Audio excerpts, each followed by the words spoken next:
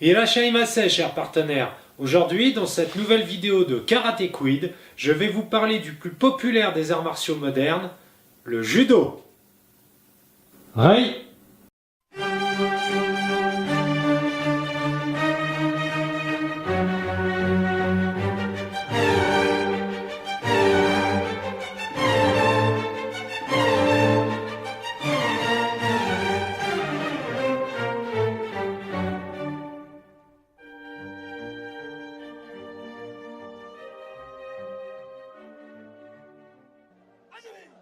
La seconde moitié du XIXe siècle fut pour le Japon une période de grands bouleversements. En effet, le 31 mars 1854, les États-Unis d'Amérique forcèrent l'archipel à signer le fameux traité de Kanagawa qui obligèrent le Japon à s'ouvrir au monde. Les années 50 de ce siècle furent terribles. Tremblements de terre, tsunamis, pandémie. Mais le 28 octobre 1860 naissait à Mikage, un actuel quartier de Kobe, l'une des personnalités les plus emblématiques de ce siècle, j'ai nommé Jigoro Kano. Nombreuses sont les personnes qui ont croisé le portrait de cet homme dans le dojo d'une simple salle polyvalente de campagne ou dans un complexe sportif moderne. Portrait d'ailleurs accompagné souvent de deux autres hommes qui seront les sujets, je l'espère, d'autres vidéos. Mais derrière ce regard sévère se cachait un homme affable et d'un altruisme notoire, car Jigoro Kano avait une passion, la pédagogie. Et pour lui, la culture, qu'elle soit physique et intellectuelle, était la chose la plus importante pour le bien-être de l'humanité. Rien que ça. Jirosaku Maerishiba avait l'ambition de devenir un homme remarquable. Et pour ça, rien de tel que de voyager. Depuis sa ville natale, Otsu, située à la périphérie de Kyoto, qui, je vous le rappelle, était à l'époque la capitale impériale du Japon, Jirosaku passa par Nagasaki et finit par poser ses valises à Mikage. À Mikage, dont la qualité des eaux permettent la fabrication d'un alcool de riz de grande renommée, se trouvait une entreprise qui, depuis 1659, prospérait dans la fabrication du saké. Cette entreprise était tenue par la famille Kano. Jirosaku y fut employé.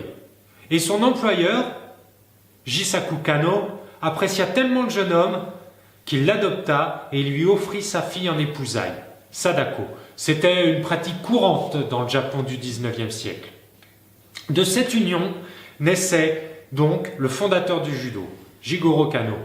Et oui, le fondateur du judo tient son nom de famille de sa maman.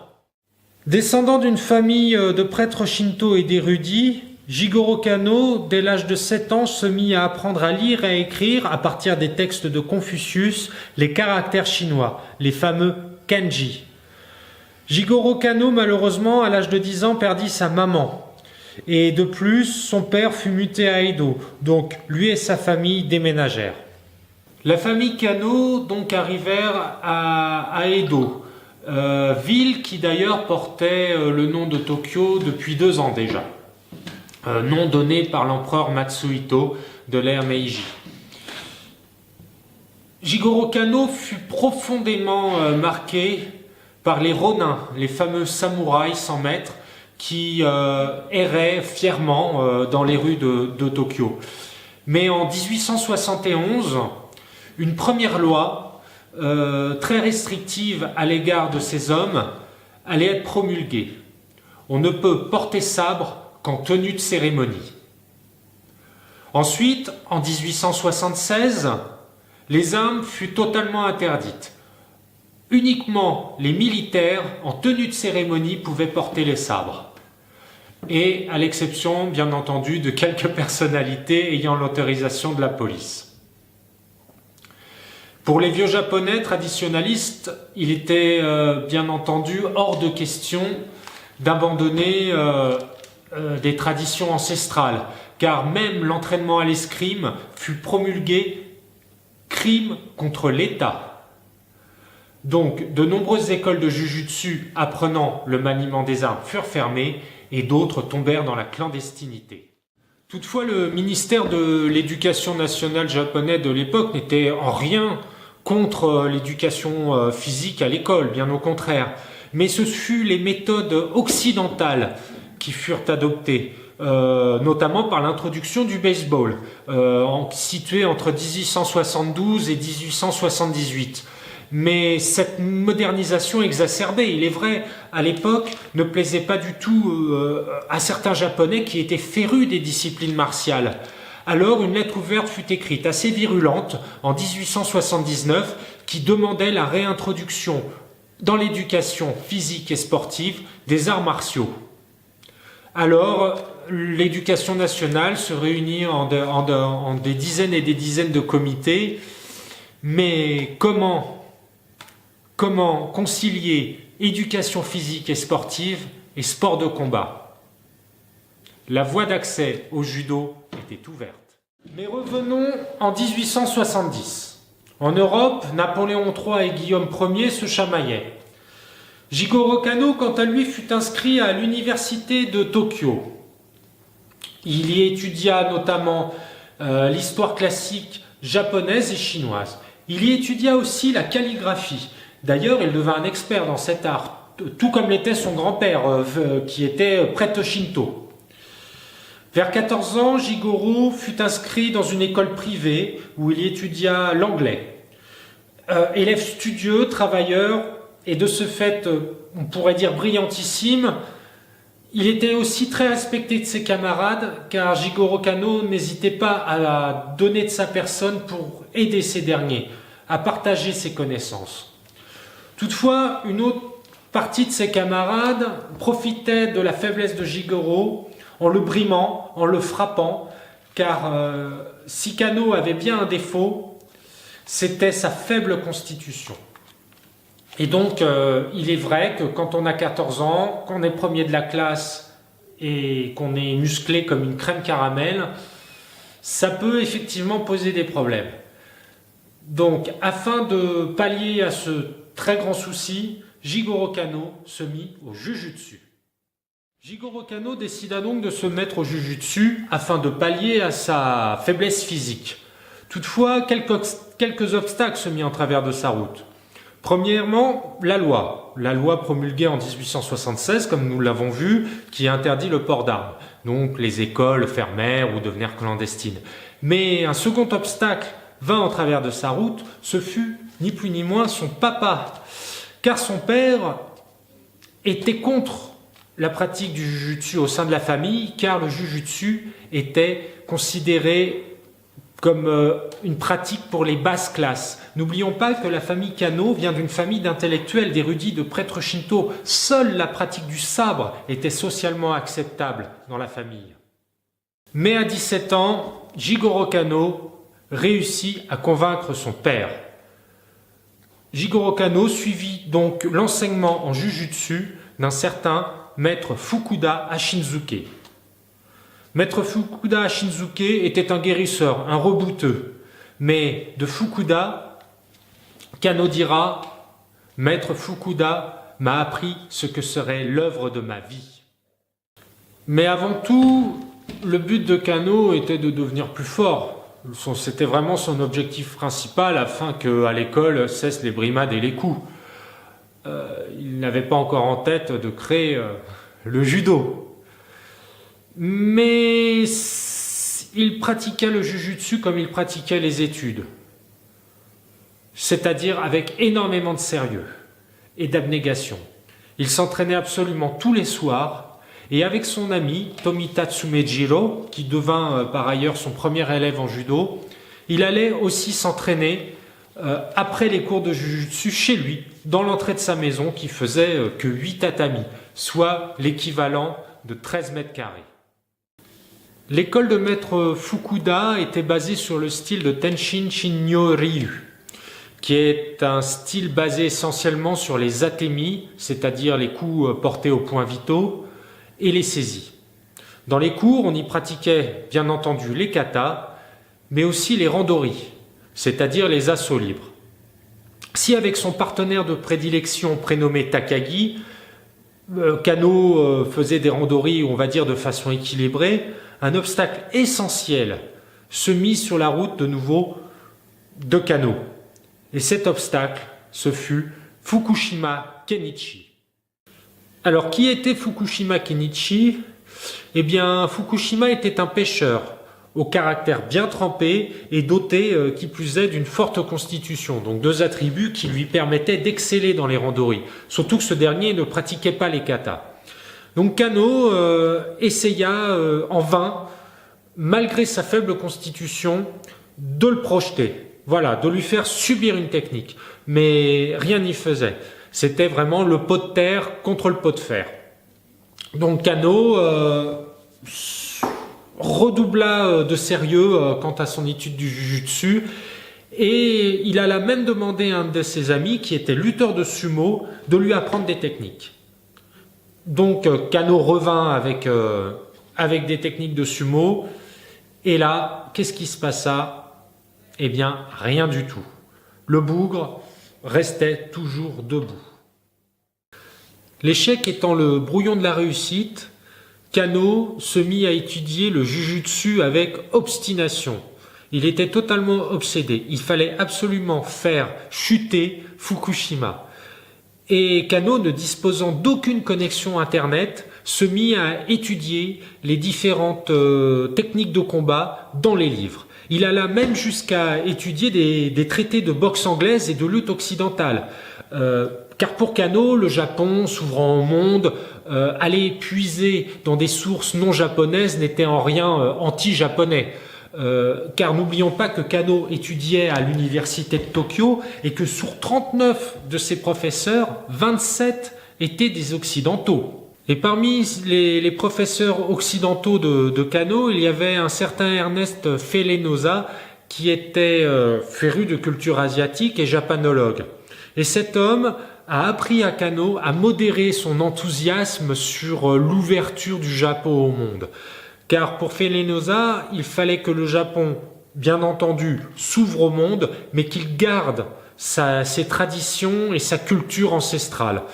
Chose d'ailleurs que le Japon a encore en image d'Épinal. Voilà, tradition et modernité. Mais revenons dans la bibliothèque de Kano, qui continuait d'étudier les différentes techniques de combat. Eh bien, ce dernier synthétisa une technique. Il l'essaya sur son ami Takagi, qui, rappelons-le, était de même constitution. Et le jour J arriva. Un randori avec Fukushima. Alors, qu'est-ce qui se passa? Eh bien, j'arrête cet insoutenable suspense, chers partenaires. Eh bien oui, Fukushima fut projeté avec efficacité et Kano venait de synthétiser la première technique de judo qui deviendra plus tard Kata Guruma. Kano dira de cette anecdote très importante pour la suite des événements. Je vais me permettre de lire car je ne l'ai pas apprise par cœur, honte à moi. Il n'y avait rien à redire. Il était amusant d'avoir projeté Fukushima qui, ordinairement, quoi que l'on fasse, n'était jamais battu, mais surtout j'étais content de voir se concrétiser le résultat d'efforts de longue haleine. Kano fut récompensé pour son obstination, sa ténacité, son sérieux au travail. Il obtint très vite le statut d'enseignant en jujutsu. Et il fut même choisi par Fukuda, son maître, pour faire, avec le même Fukushima, une démonstration de jujutsu devant l'ancien président des États-Unis d'Amérique, Ulysse Grant, en mai 1879. De maître Masamoto, j'ai appris l'art subtil du kata. C'est ce que Kano déclara à propos de ce monsieur. Alors, Masamoto Iso, devint le maître de Kano à la mort de Fukuda, qui survint quelques mois après la démonstration de Jujutsu devant l'ancien président des États-Unis d'Amérique. À la mort de Fukuda, ce dernier aussi demanda à ce que Kano prît la direction du dojo. Mais Kano n'avait seulement que 2 ans de pratique de Jujutsu et était déjà maître. Mais il décida malgré tout de continuer à s'instruire sous l'égide donc de Masamoto, qui était le fils du fondateur de cette école, de l'école Tenshin Shinno-ryu. Masamoto ne pratiquait plus les randori, il était âgé de 60 ans, mais était un expert notoire dans la pratique des katas. Quelques années après, malheureusement, c'est au tour de Masamoto de passer l'arme à gauche et Jigoro Kano changea d'école de Jujutsu et s'intéressa à un nouveau style, le style de l'école Kito. La spécialité de l'école Kito n'était ni les atemi ni les saisies, mais les projections. Et c'est sous la tutelle de maître Likubo que notre ami continua son parcours en tant qu'élève en Jujutsu. D'ailleurs, de maître Likubo, Jigoro Kano dira « De maître Likubo, j'ai appris la technique et la fluidité ». Jigoro considérait le Jujutsu comme un trésor inestimable du patrimoine japonais. Toutefois, il le considérait aussi peu adapté à l'époque nouvelle qui s'ouvrait au Japon. Donc il le synthétisa, tout comme il a fait avec la technique contre Fukushima. Et en 1882, à seulement 22 ans, il créa l'Institut pour l'étude de la voix, le fameux Kodokan, où il y enseigna, où il commença à y enseigner cette nouvelle discipline qu'il appela le judo du Kodokan. Kano donc enseignait au Kodokan l'art qu'il venait de créer, donc le judo, mais était aussi toujours élève de l'Ikubo, et aussi il venait d'être nommé professeur à l'école des pairs, le Gyakushin.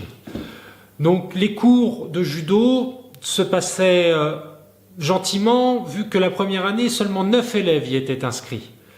Mais gentiment, pour le temple, ce n'était peut-être pas le terme que j'aurais dû utiliser, parce que le temple eut à pâtir justement des chutes à répétition et des techniques qu'il faut rappeler sont parfois assez percutantes en judo.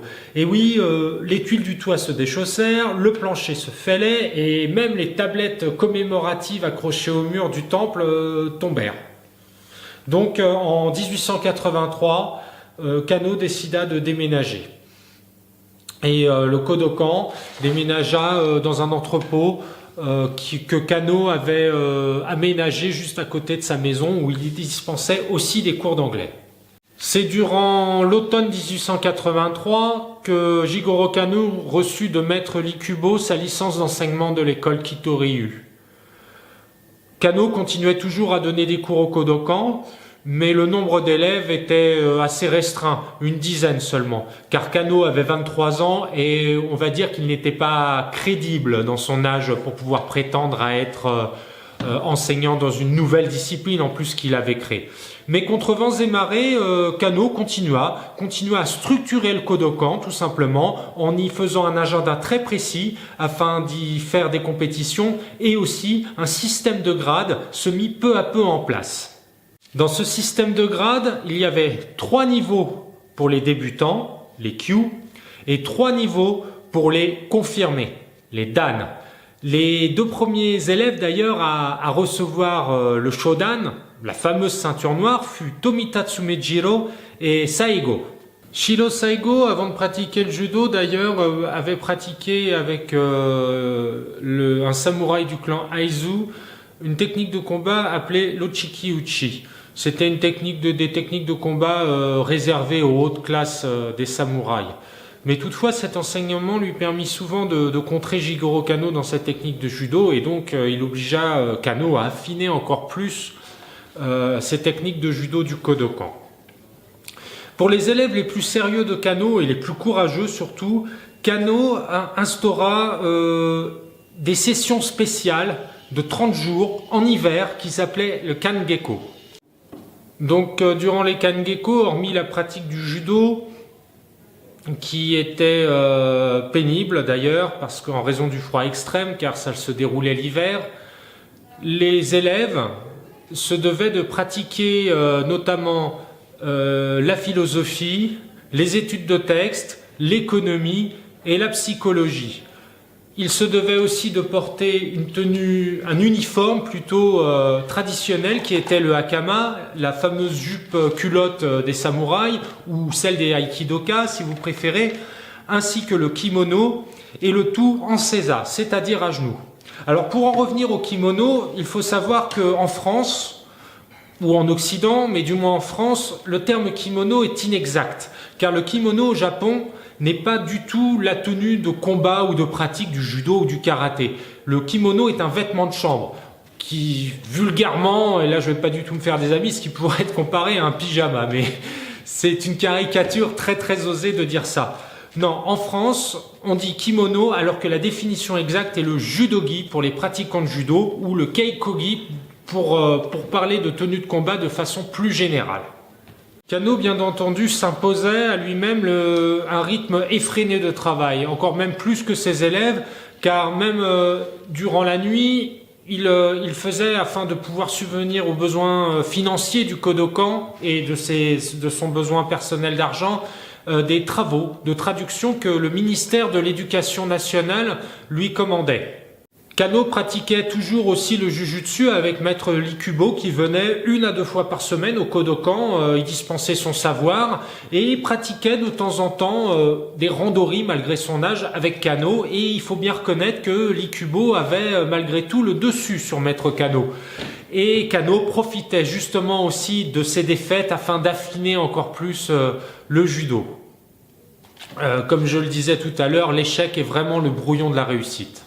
Une anecdote à retenir intéressante au sujet du judo fut qu'un jour, un dénommé Shirai, qui était l'ami d'un ami du père de Kano, avait un problème assez important avec l'alcool. Cet homme, qui par ailleurs était a priori relativement gentil lorsqu'il était sobre, avait donc l'habitude misérable de picoler et d'être, comme beaucoup d'ailleurs, une personne absolument exécrable lorsque ce dernier était sous. Kano, lors de ses crises d'alcoolisme, maîtrisait gentiment et avec douceur l'individu, et il réussit d'ailleurs à pondérer l'alcoolisme du bonhomme et à l'initier au judo. Cette anecdote renforça véritablement les convictions de Kano que le judo était vraiment une pratique indispensable et humaniste pour les femmes et les hommes du monde entier. Une anecdote intéressante qui me vint à l'esprit lorsque le barbier faisait son office, c'est que Jigoro Kano était obligé de se déplacer à cheval. Enfin, du moins, il était surtout contraint. Et il était un piètre cavalier. Mais lorsque le canasson ruait, eh bien notre ami retombait tel un chat toujours sur ses pattes.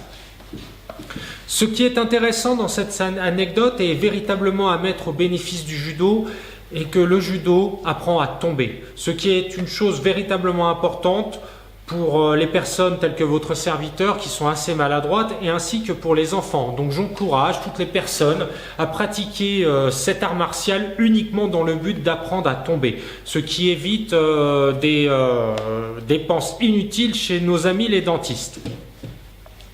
Ce qu'on peut pour le moment en conclure dans cette post-création du judo, est que la primauté des techniques était accordée aux projections et aux chutes, et ainsi qu'à l'élimination des techniques dangereuses pour les randori, car dans l'agenda de Jigoro Kano, des compétitions étaient en prévision. Il faudra attendre 3 ans pour que le Kodokan commence à se faire connaître. En 3 ans, la 3e année, 54 élèves y furent inscrits. Et c'est seulement en 1886 que le chiffre symbolique des 99 élèves fut atteint. Jigoro Kano décida de déménager, d'agrandir une nouvelle fois son dojo. Celui-ci sera situé à Fumijicho, et il sera grand de 40 tatamis, soit de 66 mètres carrés, grosso modo. Et chose importante, c'est que au sein de cette place, pour la première fois, les élèves porteront la fameuse ceinture noire en témoignage de leur dan. Le judo acquérit ses lettres de noblesse lorsqu'il fut invité au tournoi de la police. Les tournois de la police nationale étaient une chose extrêmement importante car l'école vainqueur allait pouvoir enseigner donc à la police ses méthodes de combat pour ses interventions. Les écoles rivales du Kodokan regardaient d'un mauvais œil d'ailleurs ce nouvel arrivant qu'elles prenaient pour un concurrent avec des techniques modernes totalement inconnues. D'ailleurs, les tournois prenaient une telle rivalité qu'ils prirent le nom de Dojo Yaberi, ce qui signifie littéralement casser le dojo. D'ailleurs, dans une interview du Judo Kodokan, du Judo Kodokan Magazine de septembre 1963, Maître Yokoyama déclara à propos de ces tournois.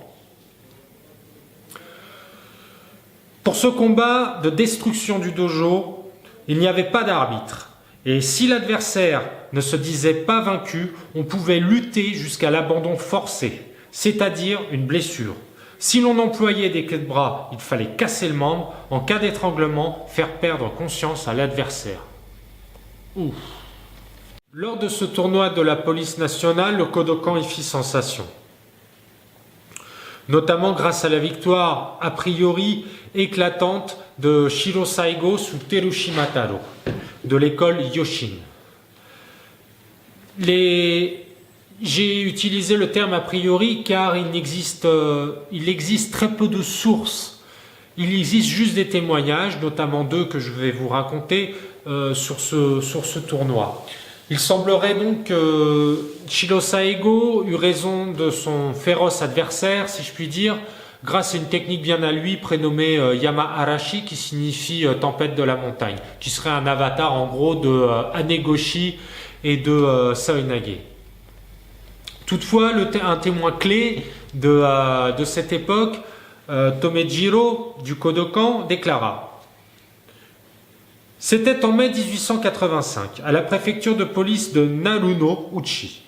L'adversaire, c'était Terushima Taro, le meilleur disciple du maître Tozuka Ikukuro de la célèbre école du moment, l'école Yoshin de Shiba.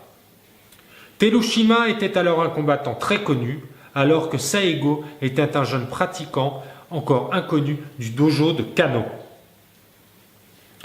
Un autre témoignage eut lieu, c'est celle de Isoga Hajime, qui fut 10e dan d'ailleurs, et il déclara il y eut en 1885 des combats entre l'école de Tozuka et le Kodokan de la préfecture de police.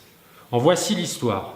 À l'époque, il avait été décidé d'inviter un professeur de judo pour l'entraînement des pratiquants fonctionnaires, mais parmi les gens concernés, les avis divergeaient quant à savoir s'il fallait s'adresser à la faction de Tozuka de l'école Yoshin, école célèbre depuis longtemps, ou au Kodokan qui à l'époque était en plein essor. Finalement, il fut décidé de choisir en fonction de l'efficacité réelle. Qu'en fut le résultat ? La compétition de 10 combattants donna une victoire écrasante au Kodokan par un match nul et 9 victoires. Toutefois, je me permettrai une petite subtilité, c'est que le jujutsu, lors de ces tournois, était épuré. Car le jujutsu étant un art de guerre, cet art comprend énormément de techniques, notamment létales. Et bien entendu, même si les combattants allaient jusqu'à l'étranglement qui évanouit et au cassage de membres, il était bien entendu hors de question de tuer son adversaire. Donc le jujutsu de cette époque-là, lors de ces tournois du moins, était amputé de beaucoup de techniques. Ce qui est mis quand même le Kodokan un petit peu plus en avant pour la victoire. En dehors du judo, la carrière de Jigoro Kano était en plein essor. Il avait 29 ans, il venait d'être nommé sous-directeur du Gyakushin, il était très estimé de ses collègues et de ses supérieurs.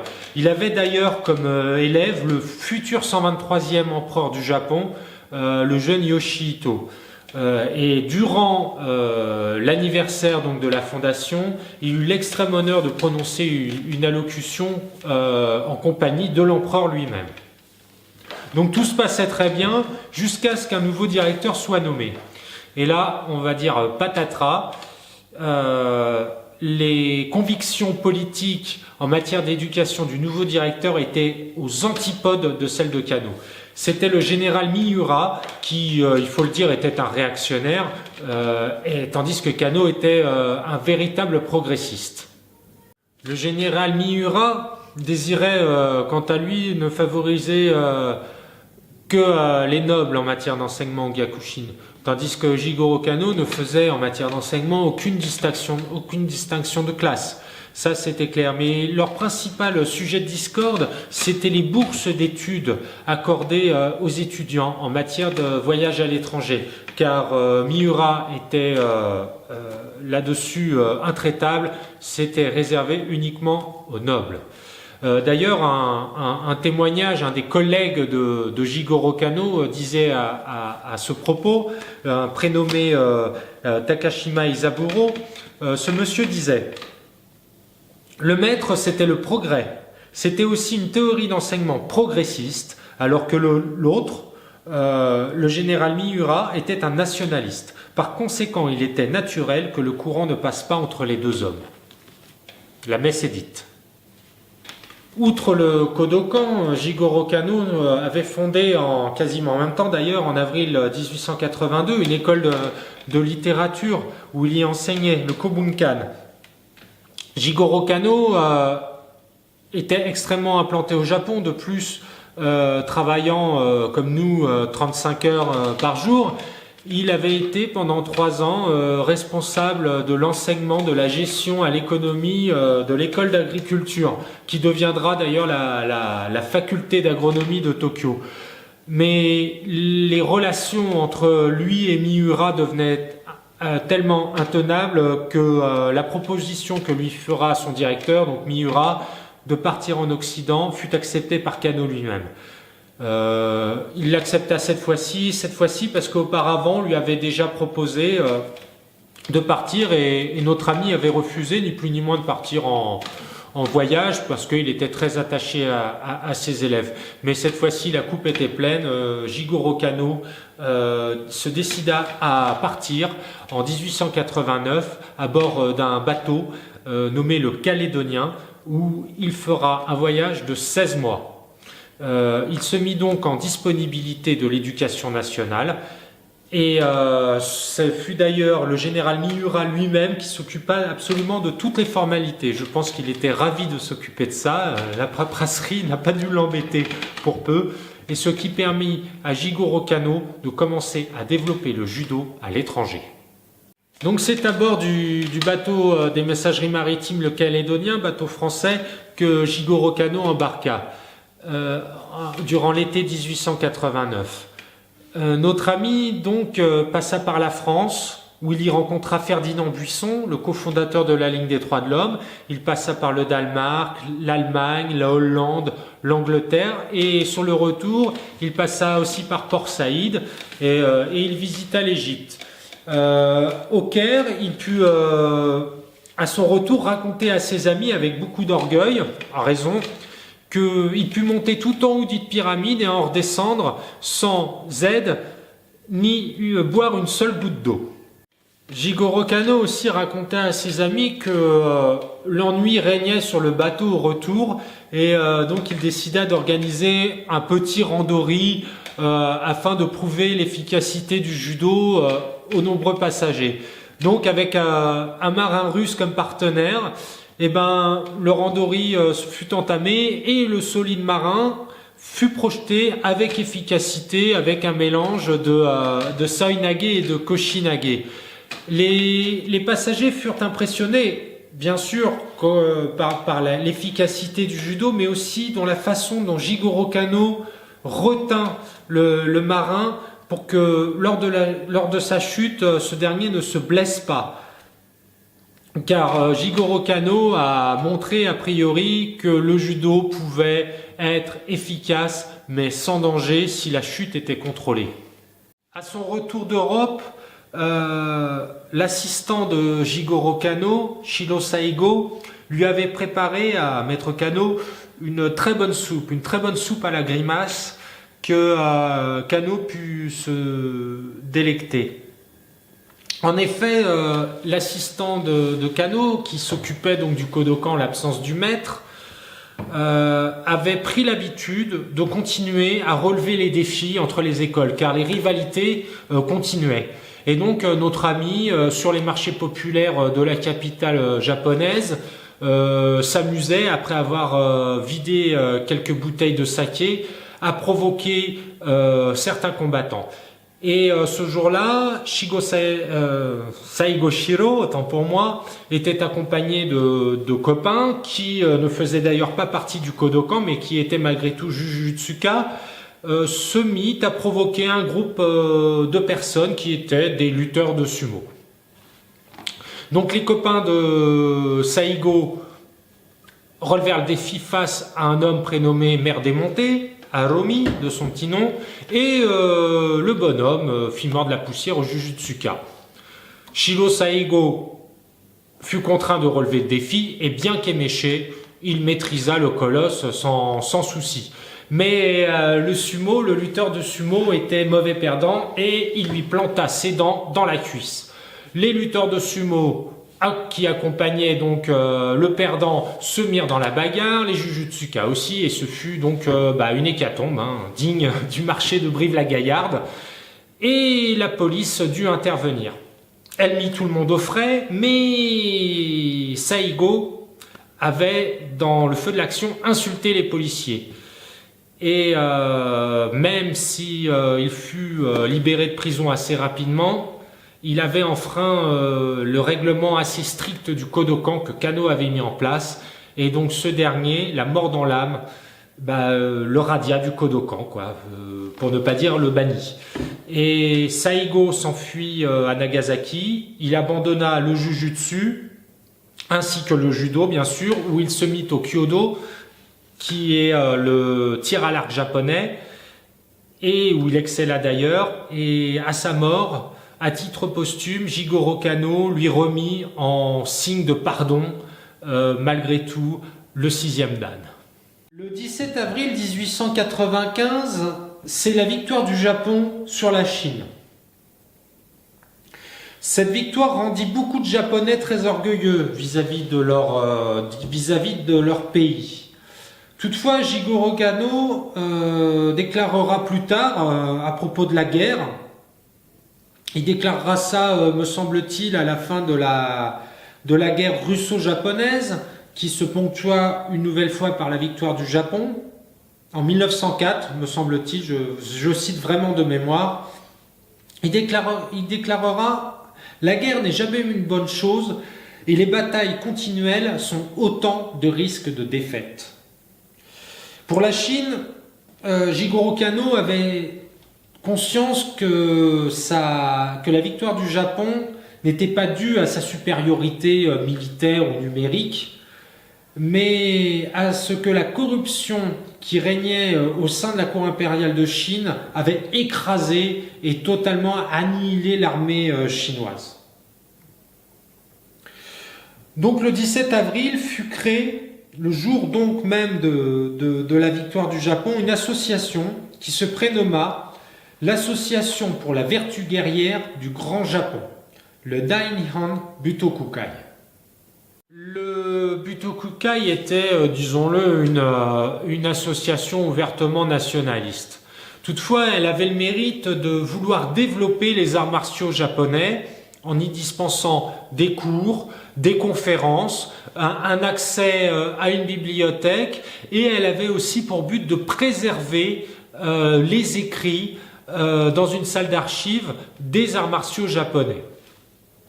Le prince Komatsu Nomija Akihito en fut d'ailleurs le président. Et de grands maîtres en arts martiaux y fut membre, ainsi que des civils et des militaires. C'était véritablement un centre de développement des arts martiaux japonais. Jigoro Kano en fut l'un des membres fondateurs. Alors ce qui est important de retenir, c'est que le Butokukai, à sa création, même s'il était nationaliste, n'était pas belliqueux. Il fut récupéré malheureusement pendant les années de la Seconde Guerre mondiale par des ultranationalistes qui étaient eux-mêmes manipulés par les membres du gouvernement. Le Butokukai a permis à Jigoro Kano, grâce à un de ses amis, Isogai Hajime, qui sera d'ailleurs 10e dan de judo, de développer une forme importante dans le judo qui fut les katas. Les katas prirent leur forme définitive au sein de cette association en 1906. Et Isogai Hajime fut le partenaire privilégié de Jigoro Kano pour les katas, notamment la première série du Koiki no Kata. Au sein du Butokukai, Jigoro Kano y instaura aussi, à l'instar du Kodokan, un système de grades. Les grades existaient depuis les prémices de l'époque Tokugawa dans de nombreux domaines, notamment dans le jeu de Go. Jigoro Kano s'inspira du jeu de Go pour créer les grades en judo. Les grades aussi existent en ikebana, qui est l'art floral japonais. Le Butokukai fut dissous le 13 septembre 1946 à la demande des autorités américaines. Malgré tout, plusieurs sections indépendantes et à but uniquement sportif eurent l'autorisation de réouvrir, notamment de kendo, de kyudo et bien sûr de judo. Mais nous ne sommes pas en 1946, alors revenons en temps de paix, laissons le temps aux gens de profiter de la paix, et revenons au judo, et notamment à la pédagogie de Jigoro Kano qui avait mis au point une méthode très pointue d'éducation physique et sportive, éducation physique et sportive que l'on peut retrouver dans ses écrits qui sont regroupés dans un livre qui s'appelle les écrits complets de Kano et qui parle non seulement bien entendu du judo, de ses techniques, mais aussi de l'hygiène, de la psychologie et de l'estime de soi. Et ces écrits datent de 1910 et c'est véritablement de la PNL avant l'heure. Voilà, donc Anthony Robin n'a rien inventé. Jigoro Kano vous désirait plus que tout, dès la création du Kodokan, à ce qu'il y ait des compétitions. Ces compétitions, bien entendu, n'avaient plus rien à voir avec les bastons ou même les tournois de la police qui pouvaient très mal se finir. Elles étaient extrêmement réglementées. Il y avait un règlement pour le Butokukai qui considérait le judo encore comme du jujutsu et Kano désirait quant à lui à ce que le judo soit une discipline à part entière. Et il y avait le règlement du Kodokan, dont les règles de combat étaient très similaires, bien que le Kodokan insistait sur le travail debout, tandis que le Butokukai laissait beaucoup de place au Newaza, c'est-à-dire le travail au sol. Donc de compétition en compétition, d'école en école, le judo avait considérablement grandi au Japon et même à l'étranger. Et dès 1922, il fut décidé qu'au sein même du Kodokan, il y ait une entité qui puisse s'occuper de la formation des professeurs. Donc il fut créé ce qu'on appela le Collège des ceintures noires. Ce collège avait pour but donc la formation des professeurs et de dispatcher un collège indépendant dans chaque préfecture du Japon qui à l'époque en comptait 43.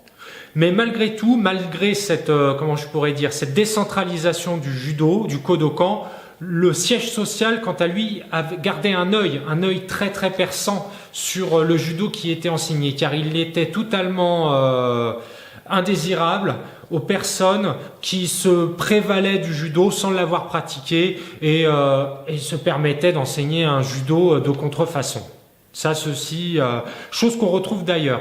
À l'heure actuelle, à notre époque, le judo, à mes yeux, le judo reste du judo. Que vous le pratiquiez dans n'importe quel club en France, ce sera le même judo. La qualité de l'enseignement peut varier d'un professeur à un autre, mais ça c'est une opinion personnelle, c'est l'opinion personnelle de chacun. Mais un kata restera un kata, et ceci Jigoro Kano l'a très bien compris. Comme nous l'avons vu précédemment, le premier voyage de Jigoro Kano eut lieu en 1889, un voyage qu'il fit sous la contrainte suite à la mésentente avec son directeur de l'époque, le général Miura. Par la suite, Jigoro Kano fit une douzaine de voyages, même 13 me semble-t-il, ce qui est considérable pour l'époque. Il put accompagner les athlètes aux 7e Jeux Olympiques d'Anvers et les 5e qui eurent lieu à Stockholm. Bien entendu, conférences, visites d'école, inauguration de dojo, tout était bon à prendre pour que Jigoro Kano puisse développer sa discipline. Toutefois, c'est lors de ces Jeux Olympiques que Jigoro Kano prit conscience que les pays européens avaient un net avantage sur les autres équipes car les pays européens subventionnaient leurs athlètes. Et ceci, Jigoro Kano le comprit très rapidement que l'argent, effectivement, c'est, même dans le sport, le nerf de la guerre. Peut-être même un peu trop. Mais ça, c'est une opinion personnelle. Toutefois, Jigoro Kano, en 1921, partit pour Shanghai et il désirait ardemment que le Japon organisât les 12e Jeux Olympiques en 1940. Et en 1938, la décision fut prise, le Japon fut officiellement choisi pour organiser ces 12e Jeux. Malheureusement, je vous laisse deviner la suite, ils n'auront jamais lieu. Et c'est durant ce 13e voyage, sur le bateau nommé Ikiwanaru, qui revenait de Vancouver pour rentrer au Japon, après que Jigoro Kano ait obtenu l'organisation des 12e Jeux Olympiques, qui n'auront pas lieu d'ailleurs, qu'un télégramme fut envoyé à la compagnie maritime annonçant à 6h33 heure locale du matin, le 4 mai 1938, le décès du maître du judo. Jigoro Kano est mort d'un symptôme lié à une pneumonie. Alors certaines sources affirmeraient que le fondateur du judo aurait été empoisonné par des ultranationalistes, des ultra-réactionnaires qui voyaient d'un très mauvais œil le côté progressiste du maître, surtout qu'il était extrêmement populaire.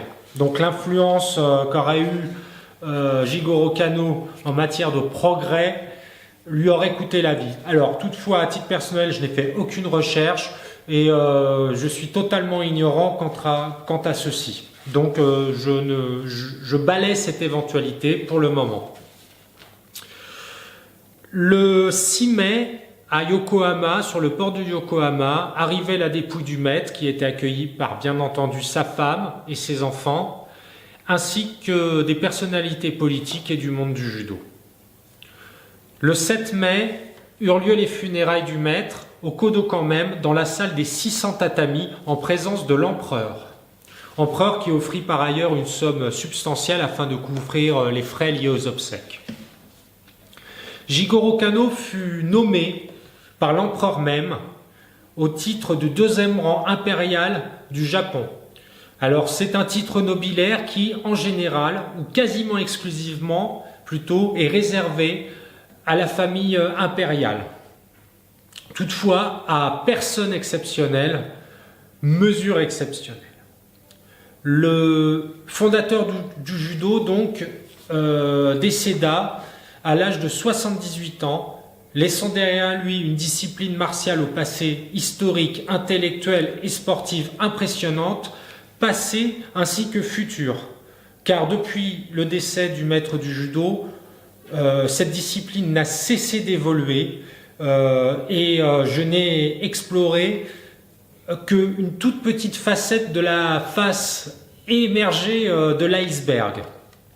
Car je n'ai pas parlé du judo en France, du judo en compétition et certainement beaucoup d'autres choses auxquelles je n'ai pas parlé beaucoup par ignorance. Voilà.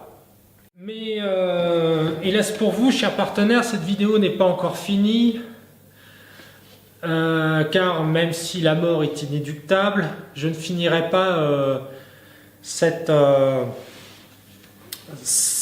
épisode sur la mort du fondateur. Je continuerai d'ailleurs sur le judo, bien sûr, mais sur le judo enseigné aux enfants. Car dès 1872, le Japon prit conscience qu'il fallait bien sûr enseigner le sport à l'école pour le bien-être.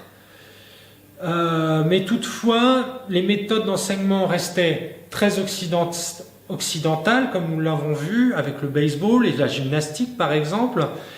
Et les arts martiaux n'étaient malgré tout pas oubliés, car le jujutsu y était toujours enseigné, le jujutsu sans armes, sachant que la loi contre les armes, comme je l'ai expliqué tout à l'heure, était à venir, interdisant donc la pratique des arts martiaux armés. Toutefois, les professeurs qui enseignaient le jujutsu n'étaient pas des professeurs d'EPS comme on peut le connaître maintenant. C'était des professeurs indépendants qui venaient dispenser des cours, mais de façon très martiale et très militaire, ce qui était véritablement à l'encontre des idées de Jigoro Kano qui voulait une véritable pédagogie sportive. Donc petit à petit, eh bien, le judo a commencé à faire son entrée grâce à Jigoro Kano qui l'amena donc au Gyakushin, à l'école normale, ainsi qu'à l'école de Kunamoto, dans l'école dans laquelle il officiait. Et c'est dans les années 30 que le judo acquit ses lettres de noblesse au sein de l'enseignement japonais. À titre d'exemple, sur 349 collèges, 221 enseignaient le judo en 1924. Ensuite, le 28 octobre 1934, fut créée une section spéciale, pas facile à dire ça, pour les enfants au Kodokan. Et le 11 novembre de la même année, le premier tournoi inter-école fut organisé. Le judo du Kodokan fit aussi des émules au Butokukai, car en juillet 1935, des démonstrations d'arts martiaux liées à l'association eurent lieu, faites par des adolescents, et le judo y fut aussi représenté. Chers partenaires, pour ce dernier chapitre, ou plutôt cet épilogue, eh bien, je vais vous parler du judo et des femmes. Car si le judo connaît en 2018 encore une popularité exceptionnelle, c'est bien grâce aux dames. En effet, Ashiya Sueko, qui était une amie donc, de Tomita Tsumejiro, désirait pratiquer le judo. Tomita enfila demande à Kano qui, reconnaissons-le, au départ était réticent. Alors il n'était pas réticent pour des questions de sexisme. Il était réticent car au Kodokan se trouvaient quand même quelques mastocs, Tomita Tsumejiro, Shiro Saigo, Yamashita, et Jigoro Kano craignait pour ces dames, tout simplement, car à l'époque, en plus, la constitution était quand même inférieure à celle de maintenant. Toutefois, Jigoro Kano adapta le judo et préconisa d'ailleurs la pratique du Junokata, le kata de la souplesse. Et en 1923, sous la direction de Tomatsu Honda,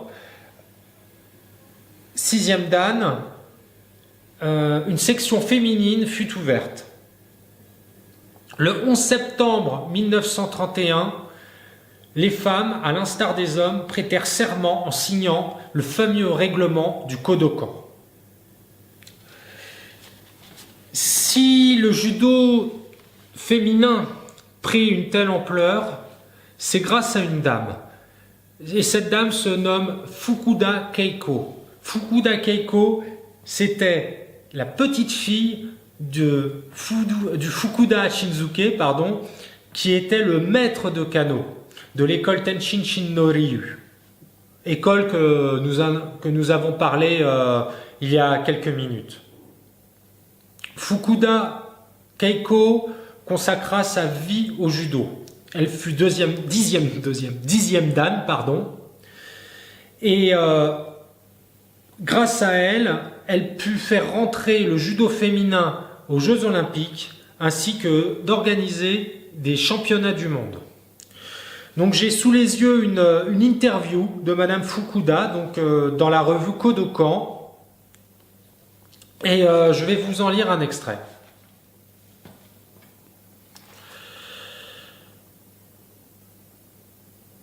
Demandons à Madame Fukuda de nous parler maintenant du judo féminin. Sa création est ancienne, mais quand avez-vous commencé à fréquenter le Kodokan? Réponse. En 1932, après la fête du 50e anniversaire du Kodokan, Monsieur Kano nous a donné une somme offerte par l'empereur pour la famille de Monsieur Fukuda, ancien maître du créateur du judo. Nous avons parlé du judo et il m'a demandé de m'entraîner pour avoir une meilleure santé. Je suis allé au Kodokan, à la section féminine. Il y avait 2 jeunes filles venant de Hawaï et de Chine. C'était déjà un club international. Mais le judo pratiqué m'a semblé trop rapide, trop dur, trop masculin, et je n'osais pas prendre mes premières leçons. J'ai réfléchi pendant 6 mois, et l'année suivante, je suis rentré au Kodokan. Il n'y avait que 10 femmes, dont les 3 petites filles de Kano. Avant la guerre, nous pratiquions un judo très doux et les gens se moquaient souvent de nous, disant que c'était de la danse. Mais avec Monsieur Mifune, nous avons appris petit à petit les vraies techniques et les exercices de vin beaucoup plus sérieux. Le judo donc n'a eu de cesse de se développer et n'a de cesse de se développer, qu'il soit masculin, féminin, mixte, que ce soit pour les enfants, pour les handicapés, car dorénavant la facilité au judo pour les handicapés est devenue très accessible. Et comme je vous l'ai expliqué tout à l'heure, je n'ai vraiment qu'exploré une petite partie, une partie tournée vers le fondateur du judo, et j'espère très très prochainement vous parler du judo en France, car il m'a été dit un jour par un professeur: Japon, mère patrie, France, père patrie.